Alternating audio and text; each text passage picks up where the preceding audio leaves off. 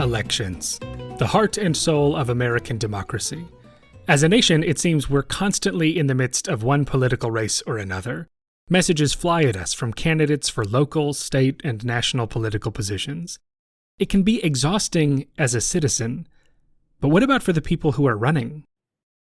You have an idea as to how hard this is going to be. You have an idea as to how much time this is going to take up. You have no idea until you've done it yourself. No matter how prepared you think you are not prepared for the stress. You are not prepared for the impact on your daily life.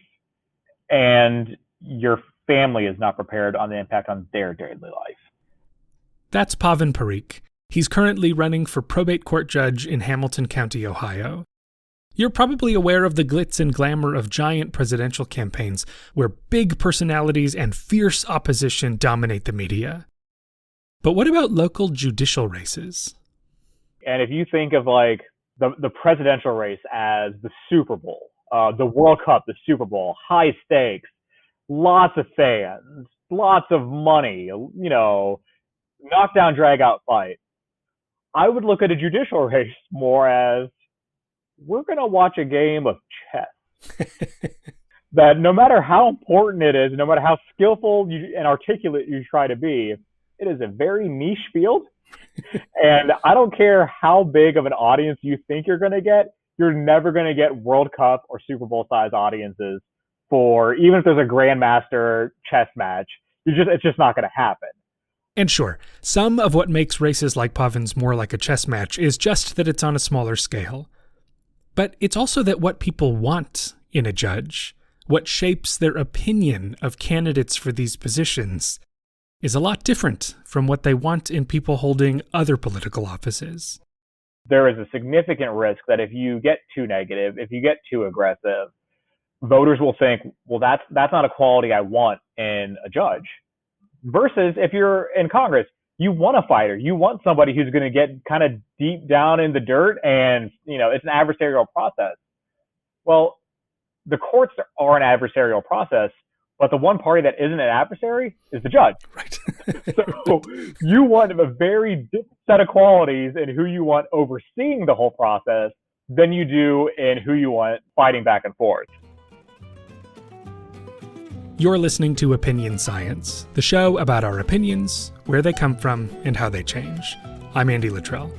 And this week I talked to Joe Fuld. He's the founder of The Campaign Workshop, a Democratic political consulting firm, and co-host of the new podcast, How to Win a Campaign. You'll hear some of his background in a bit, but prior to becoming a political consultant, Joe served as the Northeast Political Director at the Democratic National Committee in 1996. And in the early 90s, he managed 10 Democratic political campaigns throughout the country. I wanted to talk to Joe about what it takes to run a campaign in a way that both shapes and is shaped by public opinion. This show is all about opinions and persuasion, but what does it look like when the rubber meets the road? When you're actually vying for people's support on Election Day? And is it something you're prepared for?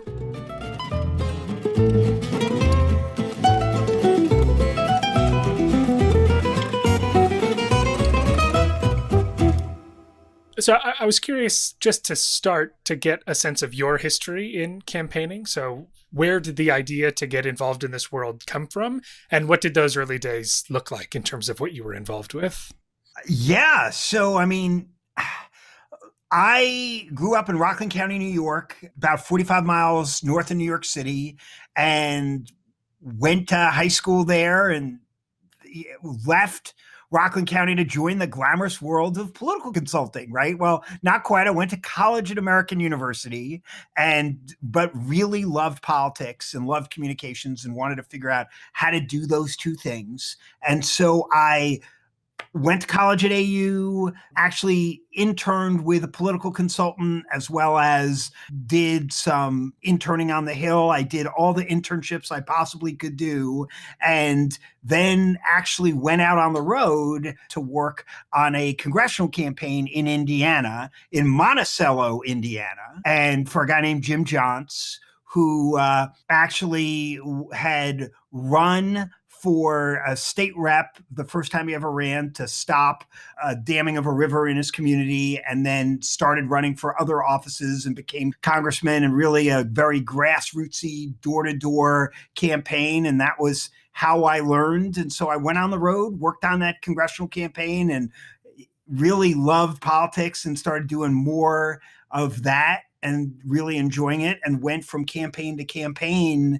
So from 1990 to about 1996, I was just on the road working on campaigns, and then got a job at the DNC in 1996. Then started working in political consulting at a consulting firm. Decided during that time that I actually really enjoyed working on not just political campaigns, but also advocacy campaigns. So wound up doing more issue and advocacy related work.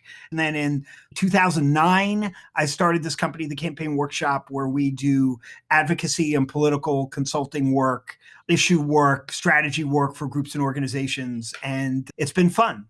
Nice. If we rewind back to those days on the road, what were you actually doing? Like day to day, as someone new to this, you're out on the road, you're working on campaigns. What does that actually mean? Like, what were you working on? Well, it's, in the world of COVID-19, it has changed significantly. But what it used to mean was that I was organizing meetings, organizing people to knock on doors. And those were the things that I was doing. Now you're like organizing Zoom calls and getting people to like do virtual town hall meetings and things like that. So it's not as much in person as it used to be, but it was organizing that face-to-face voter contact. And that's what I did for a long period of time. So, when I was on the road, I, was a field guy in a congressional race in Indiana, which was just organizing canvassers and organizing people at parades and meetings and all that kind of stuff. Then the next job after that was managing a city council race in Baltimore. And that was also organizing canvassers, but I was starting to make more of the decisions. And then I went from that to running a congressional race to so every step of the way, I was able to take on a little bit more of a responsibility and then be more of a manager. So in jumping into lots of different campaigns, did you tend to find that each one was basically starting over from scratch, or there's sort of a playbook that tends to work whatever the race might be? I think, campaigns are similar and different at the same time. The candidates are different. The issues might be different.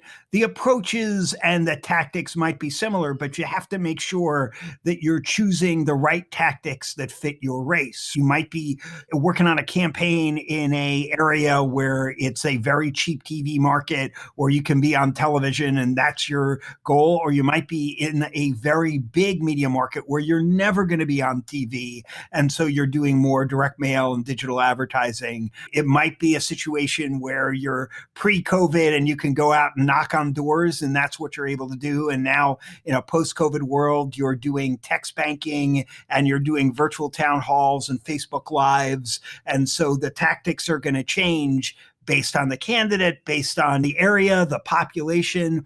All those different things are going to change to be the right fit. But you're still making strategic and tactical decisions and working within a budget and helping someone fundraise. There are really big decisions you have to make that are similar, but they're not the same. You mentioned the budgets. One of the things I was going to bring up is you see these astronomical costs of campaigns sometimes, and I see them and I go, what could possibly cost that much, right? Like what would I even do with the kind of money that we're talking about in some of these things? And so that's one way to frame another question, which is, let's say that I'm someone who wants to run for some local office, but I've not been involved in this political process before. What am I looking at having to do, right? What would that money need to be for? Well, and again, the level of money varies greatly depending on where you're running for office and the size of that office.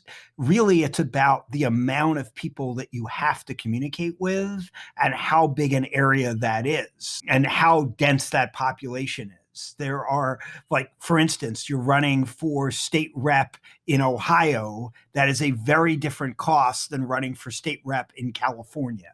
So what could be $1 million assembly race in California or more, right? Just to start, right? In Ohio might be $100,000, right? And so it's just very different depending on where you are and the amount of people that you're trying to reach. But really what you're talking about and where the money goes is media buys, engagement of voters, and those costs, right? So whether that's television, digital, direct mail, radio, or field campaign, virtual or in person, there are just hard costs that you have to pay to deal with that.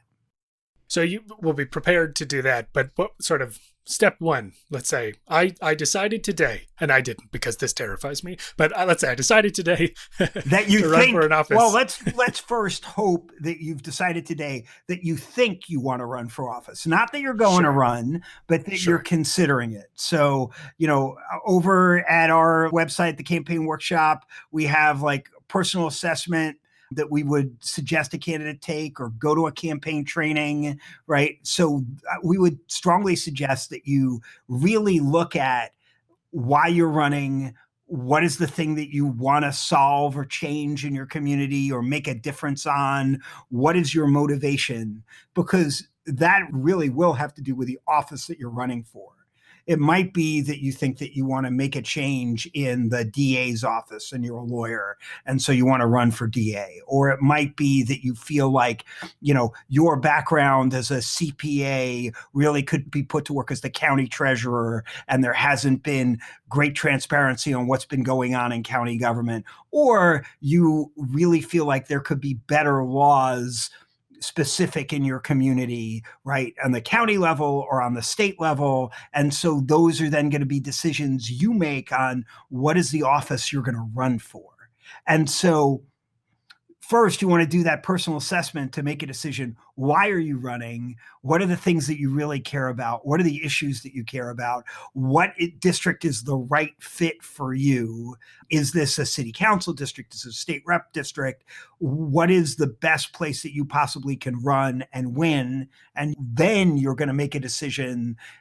Does it fit for you? Can you raise that money, right? So one of the things that we would say after you're talking about the issues, why you're running, what that motivation really is. But then raising the money is a significant hurdle. And we would have you sit down with your, all your friends and family, your Facebook friends, your Twitter followers, your Excel spreadsheet of everyone you know and love, and really say, okay, how much money can I raise for my friends and family? And a quick sort of back of the napkin way that I would look at it is, if you need to raise $100,000 for a race, you want to identify from all of these friends and family that you put into a spreadsheet, could you get to a third on paper if I ask you to do that today? So if you could get a third of the way there by identifying these people, and you're going to be pretty conservative to say, oh, not everyone is going to give me the maximum amount. Some people are going to give me small amounts of money, and together that's how I'm going to get there. And if you can get to a third on paper, then from a fundraising standpoint, you might have a shot. But then again, there's other factors. Is this the right race for you? Who are you running against? Is it a primary? Is it a general election? A lot of detail in doing a personal assessment, but that gives you some idea of what we're talking about. Yeah. This is tricky too, because in a short amount of time to sort of isolate how these things work, there are so many moving parts and so many different ways these things can go. So I'm seeing if we can distill some of like the core truths of campaigning, Sure. if we could even say that there are any. And so from the persuasion angle, right? Like, look, you have now the resources. What are the avenues forward for actually running a successful campaign? So part of it is the matchup of who your opponent or opponents are, right? And so really thinking about that. Another tool we would have you do, and all of these are like free things, but like homework that you need to do, would be something called a Tully message box, which is literally a square that is, what do we say about ourselves? what do we say about them, our opponent? What do they say about us, and what do they say about themselves, right? You'd fill out all those 4 squares. Let's say you're running in a general election. If you're running in a multi-candidate primary, you would extend the squares out and have all the candidates you're running against and really see what is the contrast. What are the issues that people are going to be running on? And again, this isn't negative campaigning. You really want to be able to define what the difference is and what the choice will be between you and your opposition, and know that clearly as a candidate. What is that decision that they're making? Why are you running? Why are these other folks running? And why are you the better choice? And so you'd write that out to really see what the differences are and what are the things from your background that you would want to highlight in running for office. Is a lot of the strategy getting that message to the most people versus making that message perfect? Does that make sense? Does that distinction make sense? I mean, it's a little bit of both, right? I mean, I think, yes, you want to communicate it to the most people. I don't think it has to be perfect, but it has to be good. Right. I think that it is one of those things that you want to make sure that that message is, when I teach people to run for office, which I do a lot, it's this idea of what we would call the 7 C's. And this is something that Peter Fenn and Joel Bradshaw came up with, which is a message needs to be, let's see if I can remember it, clear, concise, compelling, contrastive, creative, coordinated, consistent. Did I get to 7? I think I got to 7. So anyway, nice. Yeah, there you go. So you want to make sure that a message has all of those elements. And yes, volume matters, but if your opponent, and these days people are pretty well matched as far as resources, and even if they're not, there's still sort of a threshold of you can still outspend somebody and lose if they spend enough to communicate and have a better, clearer message. And part of it is knowing, as we get back to the sort of beginning of the campaign, why is the candidate running? And then what are people voting on? What is the decision that they're making? What do they care about? I like folks to think about that hopefully voter is going into that voting booth and has a question in their mind that's like, I want a candidate who will, and then answers that with the vote. So who is going to protect my community, help my health care, like whatever it is, you want that answer to be the candidate that they're supporting. And so you want to really think about that. So volume has something to do with it, but not always. And the other piece, especially when you're running a presidential year, is that there are going to be a lot of people who go into the voting booth or who vote by mail or who will skip parts of the ballot, who will vote for President of the United States, vote for U.S. Senate, and won't vote all the way down the ballot. So it's not just about making sure people turn out.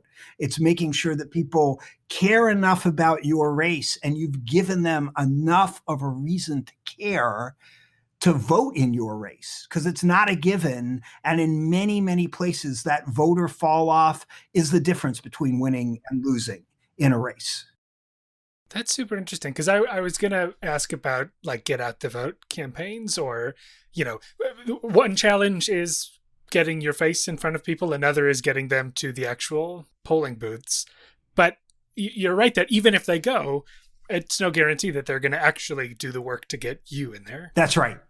And the other part, like in a lot of these races that we haven't talked about, is, public opinion surveys, right? Which, we could spend a little bit of time talking about on this podcast, but there are a lot of things that you could talk about in a campaign. And so if you're a large enough campaign where you're running for state legislature or bigger, you might be doing online panels, public opinion surveys to really work on the nuance of what that message is and really work out what the contrast is through some sort of survey methodology or testing the actual creative that you're going to use in advertising. Yeah, I was going to say that characters in the political TV shows and movies that I always identify most with are the hard-nosed polling guys, the people who are in the back of the room going like, well, numbers are this, numbers are that. And so I wonder, like, that seems like a very important component. And for someone like me who comes from a tradition of doing empirical research to find out whether messages work or not. To do something like this without any indication that what you're doing is working along the way seems doomed to fail in some way. So in what ways can you sort of keep your finger on the pulse as a campaign evolves to know whether it's time to course correct or not? So, well, you want to do that survey work. Again, one of the things that you will know as a practitioner in this world, though, is sometimes the districts are really big and there's a lot of people, and sometimes these districts are teeny, right? So there's only, you're only talking about 2,500 voters. So to get a sample size to really get a poll of those people is very hard. Mistakes happen on a larger level where the numbers get messed up and people go in a wrong direction because of the science of polling is not clear for them. So I think it's a combination of asking the right questions, of doing all of these homework steps that I talked about, right? Doing the strategic assessment, doing the message box, doing a poll if you can, or online panels if you can, and then asking questions of the community, making sure that you're out doing these virtual town halls or meetings and asking questions and listening. Those things really can help you make sure that are you talking about the right things that people really care about. And if you're having conversations with people and you're getting positive reinforcement or negative reinforcement, that's good to know. And then also making sure you're talking to a broad enough audience that it's not just your base and not just your opposition, but you're really understanding who you're talking to and what matters to them. Do you have a sense if any of this, or how much any of this has changed since you first started to work in this world? I mean, obviously, within the last 3 months, things have changed. So accounting for will rule that out. But the years before that, in what ways has history reshaped campaigning? I mean, it's reshaped it a lot, right? I think, when I started, it was pre-internet. Right. So that has changed, right? When I started, there was a thing called a fax machine. That was like really important. We're not like, it used to be that you would want to sit in an office and be close to the fax machine. I don't, that's been a long time. So those things have gone away. But I think what has remained is strategy, understanding message, having a focus, making sure that the candidate really understands the message and is part of that message and believes it, right? That is really important because voters see and understand that. I think that the more genuine a candidate can be, the more connected to the community they are, the better they can be. And I don't think that's changed. And even in a virtual campaign these days, right? Presumably that is just as important as ever. Oh yeah, I think it is important. I think that you have to be able to have empathy and have that engagement with people in your community. And really, if you're running for something for the first time, people have to be able to visually see you in that office. You almost have to have done that job before you get that job, right? That you've been a part of the community, doing all sorts of work in that community. They're like, I really want that person there helping me. That's what you want to see. And that's important. And, there's an art and a science to all of it, right? So if we could also pivot at this point to the other kind of campaigns that you work with. So we've talked to this point all about getting a person, a single human being, right, into some office. But as you said, campaigns can take many shapes and be about many different things. So advocacy campaigning, is that the term? So what is that? So what an advocacy campaign is, let's take the candidate out of it. We'll bring them back in a minute, but now the candidate is an elected official. But an advocacy campaign is where you're trying to pass a piece of legislation or prevent a piece of legislation from being passed.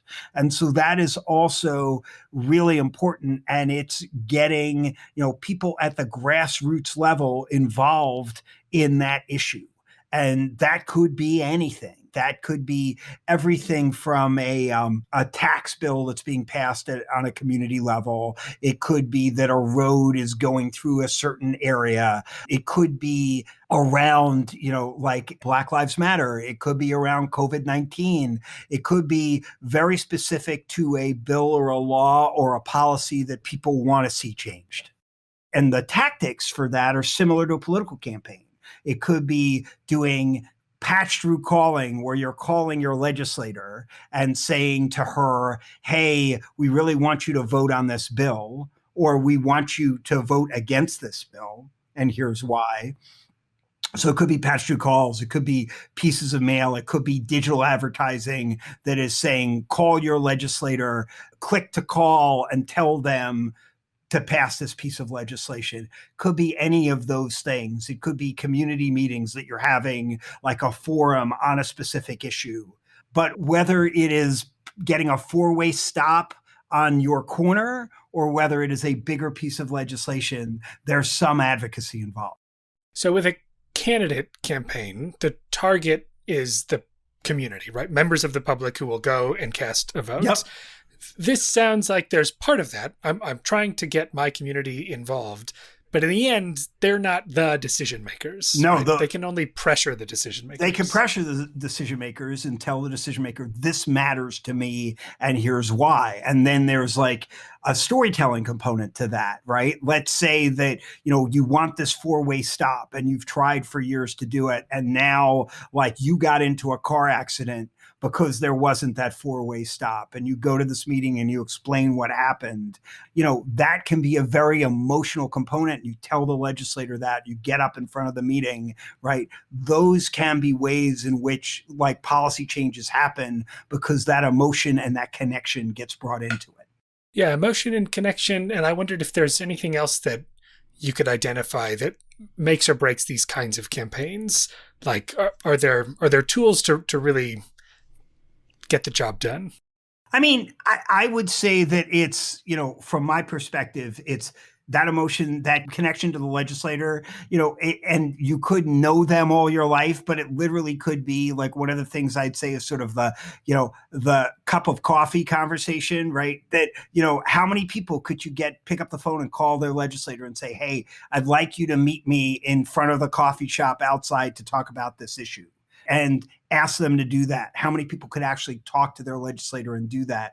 Those things matter and can be really engaging. Or can you host a virtual coffee and say, hey, we're this group of people, we care about this issue, and invite the legislator to come talk to this group of people. Those are ways in which creating that engagement really can make a huge difference. And we do paid advertising around it too and things like that. But that person to person engagement can be very important when it comes to advocacy. One thing I'm thinking of too with these is that sometimes, I come to persuasion from the angle of the end goal is to change a mind, right? Uh-huh. So usually that's how I'm thinking about persuasion, right? Your opinion is going to shift in some way, hopefully in the direction of mine, right? Whereas a lot of these campaigns are, yes, we want to do that, and also inspire an action that is sort of furthering the cause. And it seems to me that one of the quirks of these kinds of campaigns is that people need to also believe that action has efficacy, right? So it's one thing to say, yes, I agree with you. We should get that four-way stop installed or taken down or whatever it is. But you tell me to call the whomever, and I just don't see that that's actually going to go anywhere. Right. Well, I mean, that urgency is a huge part of it, right? Because they might say, well, I mean, four-way stop is great, but there's all these other things going on in my community, right? Yeah, I want that, but that's not top of my list. Why should this be top of my list? And then it's the same thing for the legislators. When you call her, you have to bring this to the top of her list because it might be on that list somewhere. They might have, hundreds of bills that they're carrying, but this, you are going to have to show with that emotion and that story why this needs to move up on the list because there's so many other things that they have to do. So that's part of it. It's that prioritization of why the urgency, why now, why this piece of legislation right now, why does it matter? We often say too that we want to change an opinion, but also we want the resulting opinion to be a strong opinion. Sure. Which kind of sounds, if I'm to draw the connection, it's sort of like this, which is to say, I don't only want you to agree with me, I also want you to agree that it's important, or that this is for sure the right answer, or that this is a moral imperative.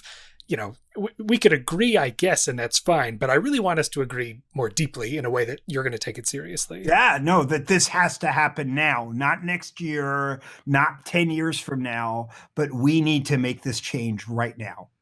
So what sorts of work do you, just to pivot into the work that you actually do with the campaign workshop, what does that look like? What are the sorts of things that you do for people who come to you? So we're an advertising agency, and we do work with issues and with nonprofit brands and with groups and organizations that are like trying to figure out how they can, make change on an issue, create engagement on an issue, get a community around an issue. And it can be public action, or it could be something about like, hey, we're a group or an organization. We really care about pay equity. We want to get folks to take a course on how women should get a raise and why it's important to advocate for that. So we've done that kind of work. We've done work for groups and organizations on passing legislation around healthcare around the country. So it's all sorts of different things that people care about. I'm pretty happy with the work we do, and I really like it. And, I think we do very creative ads, but it also is really working in concert with groups and organizations to make sure that it's reflective of their message and of their values, and that we're helping, change and shape opinion.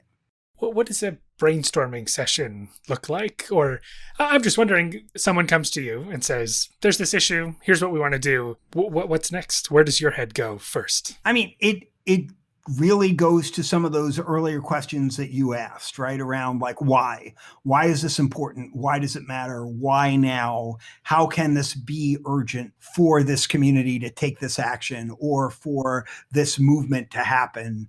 So really trying to ask those questions, and then who are the people that are going to get involved? What is this coalition? What is it made up of? Who are the people you already have? Who would be non-traditional allies that would really be important to this movement to get people engaged in? So it's those kind of things. But it is similar in nature to like the strategy that we put together that, that we do more and more of this advocacy work than politics these days. And so more of what we're doing is like using that message box, really thinking about what that contrast is, but doing that in the advocacy context. Where did the impetus to start the campaign workshop come from? Right. So you could have continued to do what you had been doing, but what is it that inspired you to take this? Well, I had been at another firm. I had been a partner at a firm called MSHC Partners. And I just decided it was really time to like go out on my own. And, I had been at this other firm for, I think it was 6 years at the time. And it was just one of those things that it was time. It was 2009, and I wanted to do this, and I hired one employee at the time, Sophie Thurber, who's still with me, and we just really started working and doing work on these different types of campaigns and issues, and it was really exciting, and it still is. I mean, and what I like about both the political work that we do, but also the advocacy work is we're really working with great clients, but also like really strategic fundamentals. We really have a great process to figure out how to like get people to know where they are. Are they on track? Are they like getting towards success or not? Right. And what are primary goals? What are secondary goals for these organizations that we're working with? Those are all important things. I mean, and what I'll also say, which we didn't get to talk about on the advocacy side, is incorporating research into that. Are we doing testing in that? Whether it's a mail program, are we testing what are the returns that we're getting? If it's like fundraising or advocacy, what is the percentage of those returns? And are we getting people to engage that way or digitally? Or are people clicking on our ads or viewing our videos videos or seeing all that. That's really interesting. And then are we doing polling and focus groups around these issues to really see, are we talking about it and using the right language to engage people? So those are all really interesting parts for us. Is on the research side, do you do a bunch of industry calls it A/B testing. We just call it message testing, where it's different versions of the same message and you're looking at some objective indicator that one is landing more than the other? Yeah, so there will be A/B testing of messaging across the board in the work that we do, or doing online panels, right, to really say, hey, we're going to show you different versions of an ad, whether it's with people or with graphs or, whatever, to see what gets the most engagement with folks. But I also do, it really depends on the time that we have, right? There are times where we have advertising and we have to get something up in 24 hours. And sometimes we have, a month or 2 months to do it, right? And so depending on the timing of what all this looks like, there's different level of depth that we can get to in how we make that decision. Just to wrap up, I was going to sort of quickly plug your website, because it's really amazing how many blog posts and resources are available there. And just clicking around to someone, like I said, who has no ambitions to do any of this on my own, to think, oh gosh, this is a super great resource. So if you want to talk a little bit about that, and then also talk about the podcast, which also I've enjoyed listening to as well. Yeah. So our website, campaignworkshop.com, has a ton of information on the blog around advocacy and political campaigns, and also just around messaging and strategy in general. And we publish twice a week and have been doing that for about 6 years. And it's just something that we've really enjoyed doing. And we really, I have been training people to work on advocacy campaigns and run for office for a really long time. And part of what we wanted to do was really show people how to do it. We didn't really believe there was secrets in this communications work. And we wanted to be as, open about that as we could. So we have a lot of information on there. There's infographics and blog posts and ebooks. And so check that out. And then we started our podcast, which is How to Win a Campaign. And we're just wrapped up on the first season, but check it out. We're really proud of it. But then we're moving on to the next season, which is about advocacy campaigns. So the first season's about political campaigns, second season about advocacy campaigns. And it's with my co-host, Martine Garcia, as well as a bunch of people from my office are on the team helping pull this together. And it's I think a fun, entertaining podcast. Not as entertaining as this conversation, but close. It's cool because each episode is sort of a different aspect of campaigning, right? And if I sort of traced the arc of the whole thing, each one also seems to have an interview with someone who's in some way an expert on that aspect of it. Yeah, and that is frankly will be the same premise for the second season, which is what are the elements of a campaign, whether it's political campaigns or advocacy campaigns, and how do you put that together? And it tracks an arc of all those different pieces. So whether that is, deciding to run, message testing, or whether it is building a coalition on the advocacy side, or lobbying or grassroots lobbying, it'll be all those different elements we try and do in the season of How to Win a Campaign. That's great. Looking forward to it.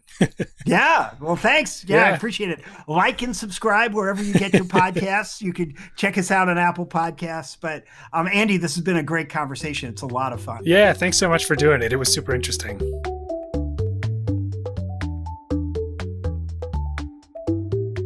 That'll do it for this episode of Opinion Science. Thank you so much to Joe Fuld for coming on to talk about political and advocacy campaigns. Check out the show notes for a link to Joe's political consulting firm, the Campaign Workshop. There you'll find more information about what he and his team do, but there's also a ton of useful information on their blog and other corners of the website. And definitely check out their podcast, How to Win a Campaign. And thanks to Pavan Parikh, who you heard at the top of the show. To learn more about him, you can go to pavanforjudge.com, and we had an interesting conversation about campaigning and why voting for probate court judges is actually really important. So to hear the full conversation, you can find it as a bonus episode on opinionsciencepodcast.com. As always, please rate and review the show on Apple Podcasts. Your support helps the show grow. But for now, that's all for me. So see you next week for more Opinion Science. Bye-bye.